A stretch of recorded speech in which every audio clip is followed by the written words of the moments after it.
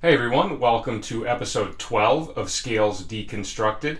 Today we're going to be talking about one of the most essential scales for jazz improvisation. It is the seventh mode of the melodic minor scale, also referred to as the altered scale. Hope you enjoy.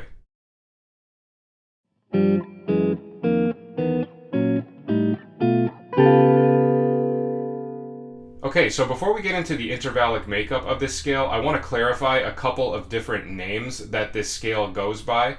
I've always just gotten used to referring to it as the altered scale, and to me that's the most clear name that kind of illustrates what sort of tonalities this scale works over. But there are a couple of other names that people do also refer to it as. You might have heard somebody say super-Locrian, which is the same as the altered scale, and also diminished whole tone, which is pretty cool. I'll explain the meaning behind that name once we go through the intervallic makeup. But it can go by three names: the altered scale, super-Locrian, or diminished whole tone. And I'm sure there are plenty of others that I'm missing that I just haven't heard people say before. But in musical settings, those are probably the three most common ones that I've heard it referred to as.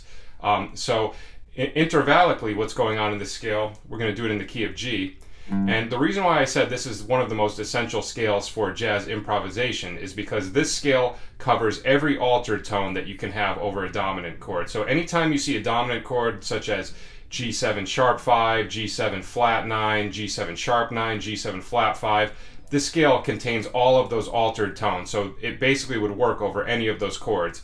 Obviously, certain chords might have a certain context that is being played in, so it's not like this is a scale that can just go over any type of dominant chord no matter what and sound good. But it's a pretty good one in terms of being able to cover your grounds when it comes to altered tones.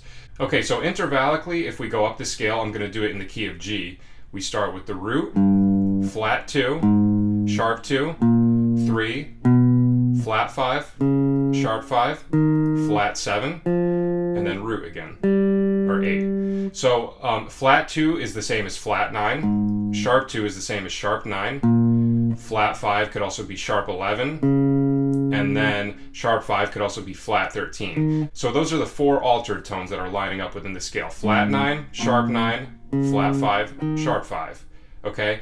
And one of the reasons why it's referred to as diminished whole tone is because if you're familiar with the half-whole diminished scale, the first 5 notes look like they're straight out of G half-whole diminished, right? Because you have a half step, whole step, half step, whole step, and then the remainder of the scale looks like a whole tone scale because it's all whole steps, right?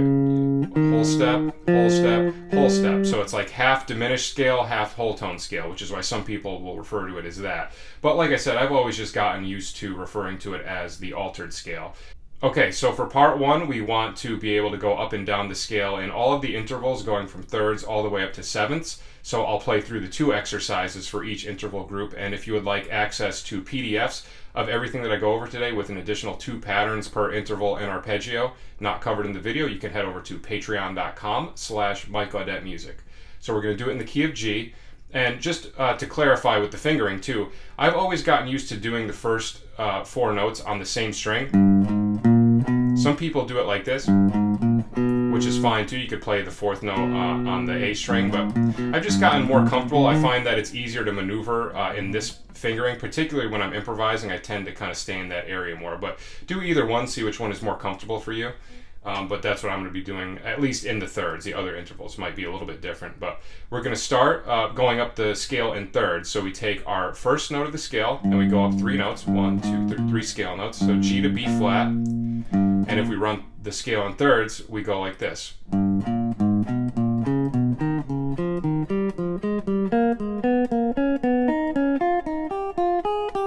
Backwards.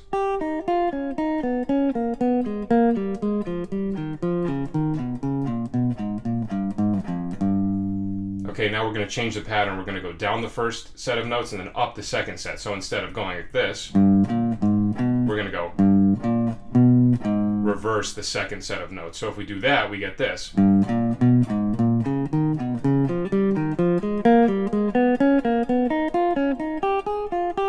Backwards.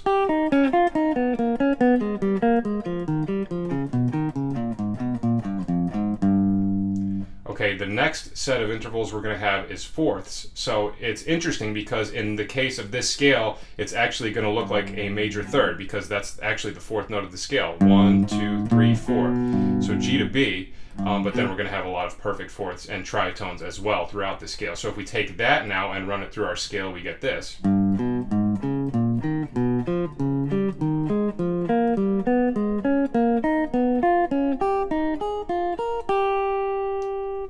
Backwards.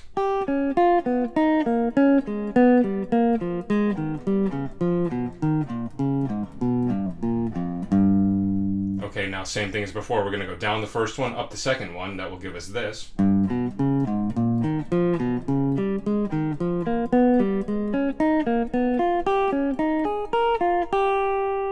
Okay, backwards.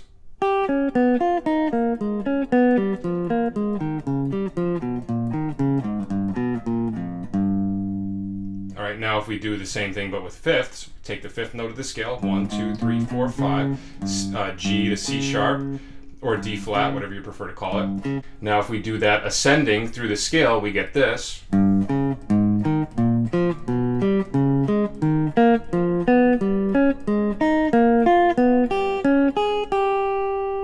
Backwards.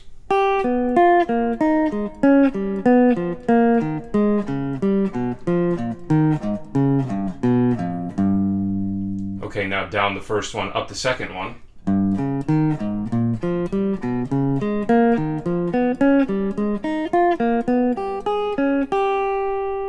Backwards.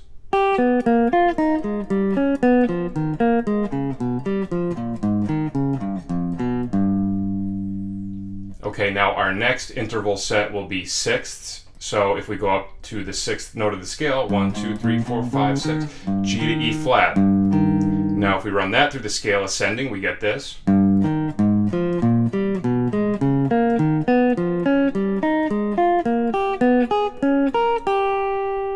Backwards.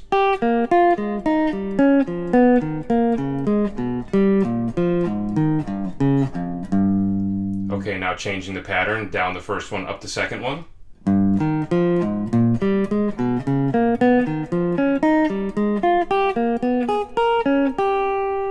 Backwards.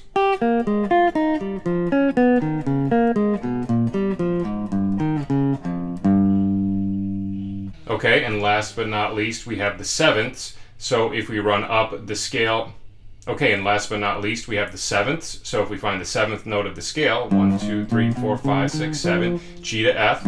If we run that through the scale, we get this.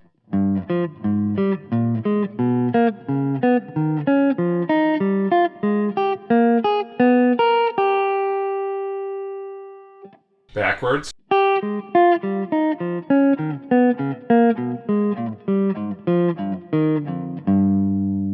Now down one and up the second one, we get this.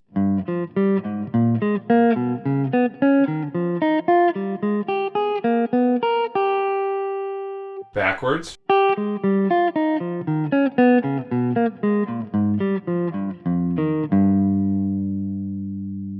Okay, so that concludes part one. Now for part two, we want to be able to go up and down the scale in arpeggios, in triads and seventh arpeggios. So what we're doing here now is we're going to take each note of the scale and we're going to stack the third and fifth note on top of it to build an arpeggio. So it gets really interesting when we do it in the altered scale, because we start in the G note, and if we actually go up in thirds, we actually get a diminished arpeggio starting on the first note of the scale. So G diminished would be our 1, even though it's not typically a scale that you would think of as like a diminished, playing over a diminished chord, but that just happens to be what lines up.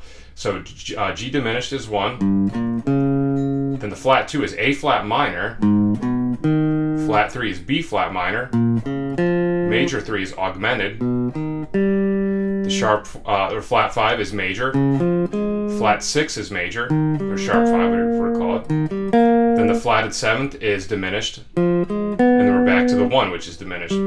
So in order, it's diminished, minor, minor, augmented, major, major, diminished, diminished.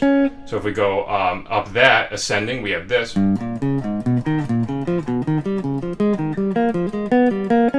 Backwards.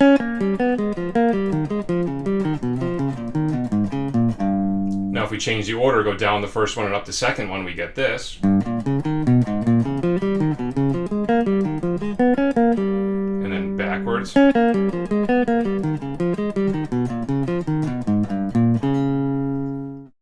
Okay, that concludes part 2. Now for the final section, part 3, we want to be able to go up and down the scale in dyads. So dyads are 2 notes played at the same time, and what we're going to do is take all of the intervals that we did in part 1, and rather than play them as single notes, we're going to play them as 2 notes together at the same time. So we're going to start out with seconds.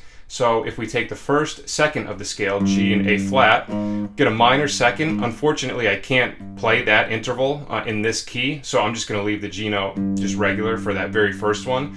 But then the second note, A flat, if we go to the second above that, A flat and B flat. So we're taking all the seconds and playing them together. So if we run through the entire scale in seconds, we're going to get this.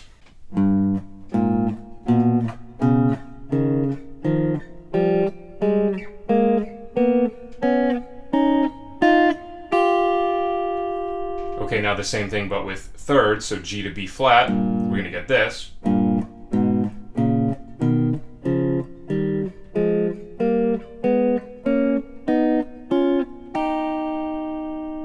Now fourths.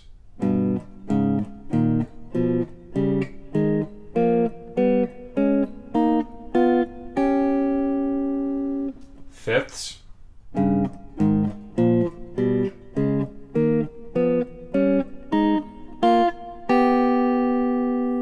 Sixths.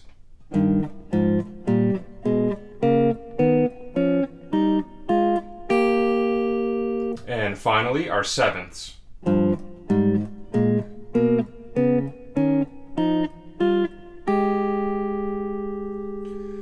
Okay, so between those 3 different exercises, the intervals, the arpeggios, and the dyads, if you can get comfortable going through all of those, that should really help your overall knowledge of this scale and the inner workings, what kind of notes sound good together, what sort of 2-note groupings you can incorporate into some chord voicings, what sort of arpeggios sound nice, you know, improvising over an altered chord. So there's a whole world of possibilities that you can get from doing exercises like this and just picking up on little bits of information that you're getting from these exercises. So that is our episode for this week. I hope you enjoyed it and I hope you learned something. And as always, if you would like PDFs of everything that I went over today with the additional patterns not covered in the video, as well as access to every previous episode, you can head over to patreon.com/MikeAudetteMusic, or if you would just like to make a donation, you can go to paypal.me/MikeAudetteMusic. Thank you for watching, and I will see you at the next episode. Take care.